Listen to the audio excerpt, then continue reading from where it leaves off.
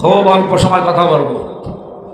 আপনারা জানেন আমি 3টা বছর বন্দী জীবনে ছিলাম। ওখানে যে সমস্ত অভিজ্ঞতাগুলো 3 বছরে পেয়েছিলাম, ওর আলোকে 2টা বইও লিখেছিলাম। সবচাইতে বেশি জেলখানায় দেখেছি মাদক মামলা আর পারিবারিক কিছু মামলার আসামি বেশি।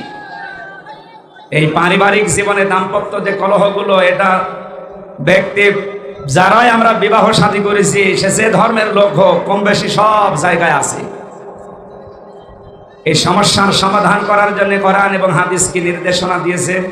প্রায় 19টা পয়েন্টের উপরে আমি বই লিখেছিলাম, আমার গাড়িতে এই বইগুলো আছে। অবশ্যই আপনারা যাওয়ার সময় স্ত্রীর জন্য, মেয়ের জন্য এগুলো নিয়ে যাবেন, যে ওদেরকে পড়তে দেবে। আজ পারিবারিক জীবনে অধিকাংশ জায়গায় পরকীয়া প্রেম ভরে গেছে।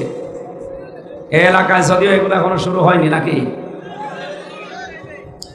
সুতরাং এটা আপনার মেয়েকে, আপনার বউকে, আপনার মাকে, ফুফুকে, বোনকে